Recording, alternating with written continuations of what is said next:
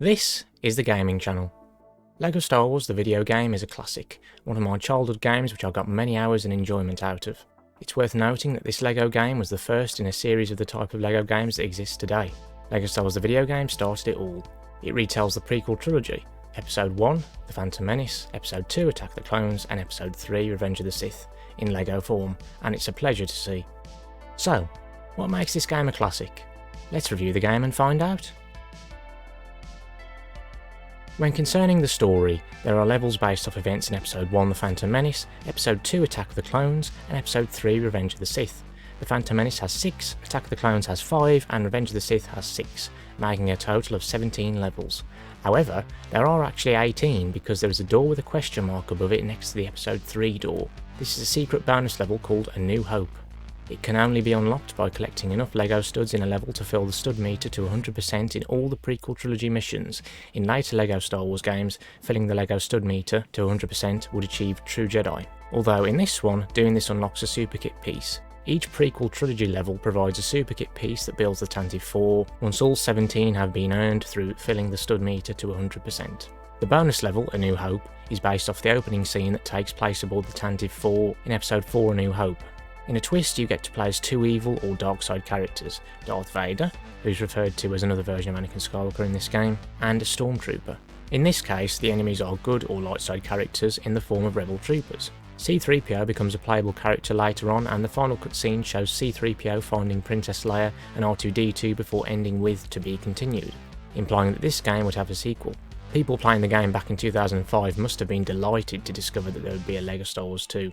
Before you can even start playing through a level, you start in Dexter's Diner, which serves as the hub world. Here you can access all the levels, buy hints, characters and extras, enter cheat codes, which unlock characters and extras but you still have to buy them to be able to play as them, and see the characters you've unlocked walking around inside the diner. You can go outside the diner too and see characters wandering around there also. Something I got a lot of fun out of as a kid was when light side characters would fight dark side characters. You see more good characters walking about, but as soon as an evil one comes out the diner and or is spotted outside, a battle or multiple battles ensue. In this area, you can look at the progress of all your mini-kits by seeing how much of a vehicle has been built. If you've got all 10 mini-kits in a level, the completed vehicle can be seen, and is named too. The superkit vehicle Tantive 4 has its own section in this area as well. Moving back to the missions, when you create a new game, you can only play the first mission of Episode 1. Once you complete it in story mode, Episode 2 and 3 are unlocked, and you can start playing through the levels for those two films as well. Certain significant events that happened in the prequel trilogy unfortunately didn't get their own levels. Examples were Mace vs Palpatine, or Sidious, Yoda vs Sidious, the asteroid field chase between Obi-Wan and Jango Fett, Qui-Gon, Obi-Wan and Jar Jar Binks in the Tri-Bubble Bongo being chased by sea creatures, and Qui-Gon's first duel with Maul on Tatooine. Understandably though, Traveller's Tales, the developers, had budget and time constraints. The game had to be released before Episode 3 Revenge of the Sith was released in cinemas, and it ended up coming out mere weeks before the film. This game served as merchandise for that film and was one of the many products which promoted it. In addition, only so many levels could be created and included. A fair amount of what would happen in Revenge of the Sith was revealed in the game, and if any more levels were included, more of the film would be spoilt. What's worth noting is that as LEGO Star Wars video game is the first entry in Traveller's Tales series of LEGO games, it is simpler and more stripped back in terms of replayability. There is no progress percentage, but to have fully completed the game you need to play through every prequel trilogy level in story mode, earn the super kit piece in every one, get all 10 mini-kits in each, complete the bonus level, A New Hope, which has no mini-kits, and buy all the hints, extras and characters. It's easier to get the super kit piece and only possible to get all 10 mini-kits by playing through a level again in free play, except for Mos Espa Pod Race, Gunship Cavalry and Battle over Coruscant, the 3 levels where you don't play as a LEGO character, but as a Star Wars vehicle instead. These levels can only be played in story mode as the vehicle that was piloted during the scene the level is based off. Therefore, there is no free play mode allowing you to play as other vehicles, so you have to get all 10 mini-kits in story mode. Anyway, let's now talk about free play, another highlight of this game, allowing you to play through a level again but as any character you've unlocked. Characters you control in a level are unlocked and available to play as straight away once you complete a level for the first time in story mode, while other characters that feature in levels such as enemies or bosses are unlocked in Dexter's Diner, and then have to be bought in order to play as them. In total there are 56 playable characters. Understandably, as this is not story mode and you're playing as different characters who did not appear in the scenes the levels are based off, there are no cutscenes, and the good thing about this is that it speeds things up. You can start playing a level sooner, while in story mode the cutscenes cannot be skipped, yet they are short and entertaining. When it comes to continuity, there are some differences between the levels and the films. One instance is that in the penultimate level of the Phantom Menace, you rescue the captive Naboo pilots at the end, while in the film they are rescued during the escape from Naboo, so you'd think this objective would be present in the third level, Escape from Naboo, rather than the fifth one, Retake Theed Palace. Despite these continuity differences, the story of the prequel films are captured with fun and charm, while you get the gist of what's happening in them. Most of the levels require you to progress on foot, with the inclusion of defeating enemies, overcoming obstacles, and completing puzzles. There are only 3 missions where you don't play as LEGO Star Wars characters, and do not progress on foot. Chapter 4 of Episode 1 The Phantom Menace, Mos Espa Pod Race, Chapter 4 of Attack of the Clones, Gunship Cavalry, and Chapter 1 of Revenge of the Sith, Battle over Coruscant. These levels consist of different gameplay as you pilot a vehicle instead. In Mos Espa Pod Race, you control Anakin's pod racer, Gunship Cavalry has you controlling a Republic gunship, and Battle over Coruscant takes place in space with the player controlling a Jedi starfighter. These 3 levels are more linear than the others because you are only able to go in one direction and you can't really explore them in the same way as the rest of the game's levels, but they provide alternative gameplay and are a different type of level. Mos Espa Pod Race and Battle over Coruscant are more fun than Gunship Cavalry, thanks to their better camera angle and what they require you to do. Another problem with Gunship Cavalry is that you feel like you have to constantly move forward and away from the camera, which is constantly moving, otherwise you will be forced forward. Due to these reasons, Gunship Cavalry is my least favourite level. At least the last part of Gunship Cavalry is more fun with the camera positioned behind the gunship instead, and it is a quicker segment of the level with a timer that gives you 45 seconds to complete it after giving you a head start. During my playthrough it was a 10-second head start. What I additionally like about Mos Espa Pod Race is that it provides a challenge where you have to progress to the next area of the track or race before the timer runs out. While this can be frustrating for some, it provides an obstacle that makes the level a bit harder and will extend the time it takes to complete it as a result, making it not quite so short. My favourite levels are Negotiations, Mos Espa Pod Race, Darth Maul, Discovery on Kamino, Chancellor in Peril, General Grievous and Darth Vader. I'd say that each level should usually take between 10 to 20 minutes to complete, which means that you could complete all of them in a couple of hours. This is a game for all the family, so the short time it takes to complete the levels is unsurprising and appropriate. As this is the type of game that provides fun for all the family, it's not difficult, and this is reflected in the gameplay. Due to the fact this was the first LEGO game of the kind we know and love today, the gameplay is pretty simple. You mainly control LEGO versions of Star Wars characters in the third person. Different characters have different abilities. Some have more abilities than others. Jedi and Sith can walk, run, jump, double jump, an ability allowing them to get to higher places or ones which are further away, attack and defend with their lightsabers, backflip, and use the Force on certain objects.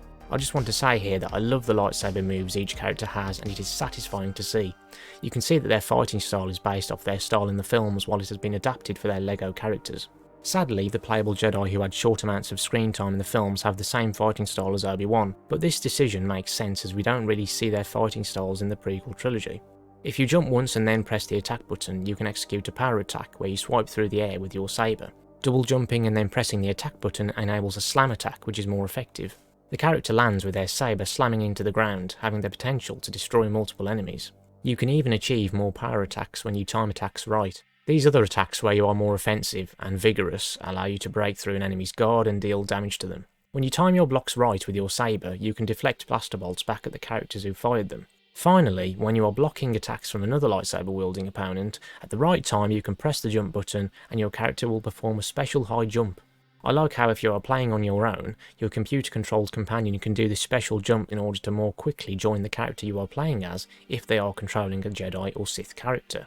Even if they aren't, they will change to such a character if you are in free play mode and then do the special jump. Your companion being able to do this really speeds up level progression. Therefore, there's a range of abilities the Jedi and Sith characters can perform. Characters who are not Jedi and Sith have less abilities, but they are useful in their own ways. Droids can use access panels, which include opening doors and activating platforms. Certain characters can jump and double jump even higher than Jedi and Sith. Jar Jar Binks, Grievous Bodyguard, and General Grievous can do this. The 3 characters here are so effective at speeding up your progression through levels due to their high jump ability, which also allows them to jump further, as I found when I played as Grievous Bodyguard recently. If that isn't enough, Grievous Bodyguard can run faster, and Jango Fett is another notable character who can. Compared to other characters in the game, bloody hell, Jango Fett runs fast, and can fly continuously with his jetpack, without it deactivating after a short period of time. I've gone off on a bit of a tangent here, but the last thing I want to say regarding Jango is that after playing as him recently, he's one of my favourite characters to use. Those who wield blasters can get up to high places by firing a wire which attaches to a hook when standing in a red circle. The fact of the matter is that characters have a range of abilities, and the company which developed this game, Traveller's Tales, paid attention to detail. Jar Jar Binks can jump high in the game because there was one instance during the Phantom Menace where he did a high somersault dive into Lake Pyonga on Naboo. Yoda has his hover chair thanks to the one time it appears and in which we see him use it in the prequel trilogy, which is during Attack of the Clones in a short scene where he's in conversation with Obi-Wan Kenobi and Mace Windu in the Jedi Temple. His hover chair allows him to move around faster and makes up for his slow walking animation when his lightsaber is deactivated. I love that these two characters have these two helpful abilities, despite only showing them once in the prequel trilogy. Overall, there are a wide variety of abilities, with some characters being capable of executing more abilities than others. An entertaining while helpful gameplay mechanic that LEGO Star Wars the video game introduced were extras, a collection of gameplay modifiers. In this game they are all available to buy straight away, rather than having to unlock most of them through various means in order to buy them. Something you have to do in the LEGO games that would follow. LEGO Star Wars the video game has 10 extras that can be toggled on and off. The first is invincibility, the most expensive at the grand total of 1 million LEGO studs, which prevents you from losing hearts or lives. However, you can still fall to your death. Next is silhouettes, costing 75,000 studs, which turns every character into a silhouette, like a moving shadow you could say. Then there's purple at 50,000 studs, which causes every lightsaber wielding character's lightsaber blade to turn purple, so that Mace Windu isn't alone in being the only purple lightsaber wielder in the game, but more importantly, in celebration of the one and only Mace Windu. This party's over. Moustaches is fourth at a price of 150,000, a comical extra that makes every character wear a good old tash for a right old laugh. Coming in fifth at the hefty sum of 750,000, we have the minikit detector, a tool that shows an arrow pointing to every minikit. I think that every minikit has an arrow above it that points down to it, so you can only see the arrow if the minikit is low enough and is in front of you. Therefore, while the arrow is helpful if you can see it, for some minikits you will still need to listen to where the minikit sound is coming from to find them. Turning the game music off helps with this. The sixth extra is teacups, turning every weapon into a teacup, again another humorous extra which you have to spend 175,000 studs on. Costing 25,000 studs more is brushes, turning every lightsaber into a brush. So if you'd like to sweep through every level, be sure to turn on this one. The joint cheapest with a value of 50,000 is big blasters, causing blasters to be larger, with the red tip being longer. You'll have to fork out 75,000 studs for classic blasters, where the blasters apparently look like they did in the original trilogy and some old LEGO sets. Finally, we have silly blasters. This extra consists of the blaster having a comically big circular green tip. Most of the extras are comical rather than useful. In fact, only two of them will help you, those being invincibility and the minikit detector. Even so, this gameplay mechanic is a welcome element of this game. LEGO Star Wars doesn't have any game-breaking bugs I'm aware of, even though it has a few peculiar bugs, although whether one of them counts as a bug is another question. One example is during the General Grievous level in Revenge of the Sith. After you destroy the LEGO brick wall hiding an explosive canister, you can use the Force to move it to its intended position and destroy it before Grievous jumps up to where you'd move the canister to. If you destroy the canister before Grievous jumps up to where it would be, when he jumps up there for that section of the boss fight, he will lose a life as you have already destroyed the canister, and then jump back down. This bug functions as a shortcut that speeds up the boss fight, yet you are meant to go back up and move the canister so that it is positioned next to Grievous after he has jumped up to where you move the canister to. With the canister next to Grievous, you shoot it and it explodes, causing Grievous to lose a life and jump back down. It's a fun, time-saving shortcut I took advantage of many times when I've played the game. While it's a bug that shouldn't exist, its presence is convenient. One of the likely reasons this bug exists could be that the game was made under time constraints and there wasn't enough time to iron out the issue. Another bug I encountered happened during the Revenge of the Sith level, Defense of Kashyyyk, when I tried to destroy two of the green LEGO hedges with Yoda's slam attack. He froze in mid-air during the move and was stuck for a few seconds before finishing the attack and destroying the hedges. This bug might have occurred because I was positioned between the two hedges and I was right in front of them. Then Yoda's brush got stuck between the two hedges. Otherwise, during my playthrough of the game, there weren't any bugs which affected my experience of it. Visually, this game captures the LEGO look, although not everything you see on screen is made of LEGO. Much of the environments and landscapes are not, but there are still many LEGO objects present. The LEGO characters look like their real-life counterparts and were made to appear as if they were made of LEGO. Due to what can be achieved when developing a video game, the LEGO characters can perform more movements with their limbs, allowing more flexibility as the characters are not made of real LEGO and can move by themselves. Apart from what I'm assuming would be a significantly harder and more time-consuming task for the developers, I think that if absolutely everything you could see was LEGO, it wouldn't have that authentic Star Wars feel. This is not purely a LEGO game, as it's also a Star Wars game, so we want to see the Star Wars environments we know and love, which look recognisable and bear resemblance to what we have seen in the prequel trilogy films, and the start of A New Hope. You could say that visually, the game mixes LEGO and Star Wars well. In keeping with the Star Wars theme, wipe transitions occur when moving to different areas that have to be loaded into the game, whether that be in Dexter's Diner, the hub world, or during levels. This transition happens every time a different area of the game has to be loaded in, preferring a wipe rather than a cut like how the Star Wars films, in this case the prequel trilogy, sometimes use wipe transitions when moving to a different scene.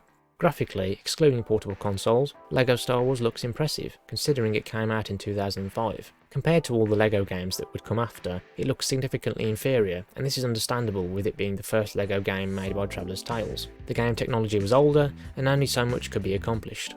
Also, the game needed to run well on the PS2, Xbox and GameCube. Another visual aspect I love to look at is how the lightsabers look when characters swing them. They create light trails you would expect to see from a moving saber. This was something I was fond of noticing when swinging a blue lightsaber. LEGO Star Wars the video game takes note of the visual cues and elements Star Wars is known for. The game is visually satisfying, and most people should be able to identify that they are playing a LEGO game if they didn't know what they were playing. The sound and sound design is one of the reasons why this game is so great and is such a classic. There are sound effects from the films themselves, as well as ones created for the game which are truly memorable and have become staples of future LEGO games. Soundtracks, and even sounds made by the actors who played the Star Wars characters which made it into the game. The death sounds that some of the characters make in the game can be heard in the prequel trilogy films by the characters who made them when they were hit or killed. The LEGO Star Wars character death sounds have become another iconic and memorable aspect which began with this game, and carry over into the following LEGO Star Wars games. As for the music, the soundtracks from The Phantom Menace and Attack of the Clones can be heard.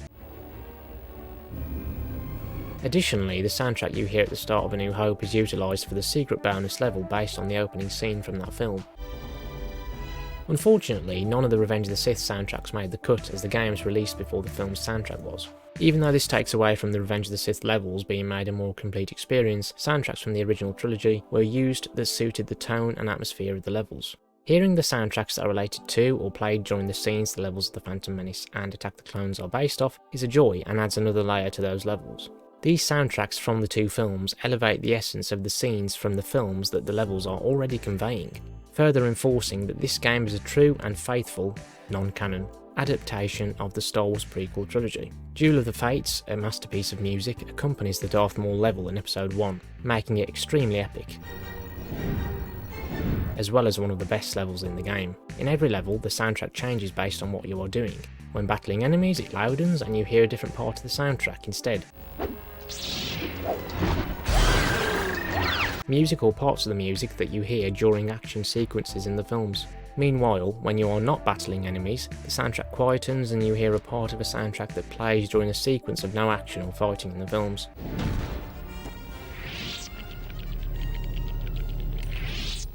The music adapting to what is happening in the level is what you want to hear while it adds to the differing tones and atmospheres of a level. Lastly, we cannot forget how iconic soundtracks are incorporated into levels through fun and comedic means. During the first level in The Phantom Menace, Negotiations, you start in a sort of conference room that you see in the film, and there are some LEGO chairs around the table. You can use the Force to make the chairs dance and you will hear the Mos Eisley Cantina soundtrack.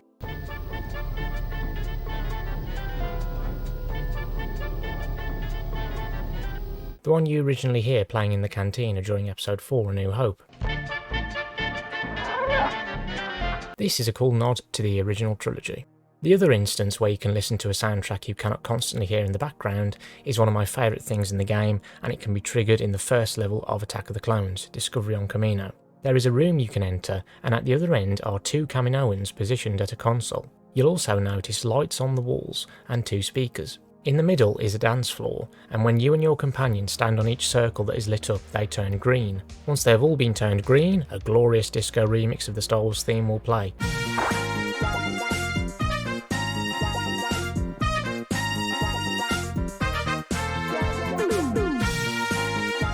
The circles that make up the dance floor will keep changing colours, and the lights on the wall begin flashing different colours too. What's even better is that as soon as the music starts playing and the lights are all flashing, the two Kaminoans run to the dance floor and start busting some moves. They each move to different parts of the dance floor from time to time as well. Unfortunately, none of the playable characters in the game can dance, but you can get around that and appear to dance as the character you are playing as. It's a fantastic section of the level, and is once again another highlight that I'm thankful for in this game. You get to hear a soundtrack that cannot be heard anywhere else in the game, and what a remix it is.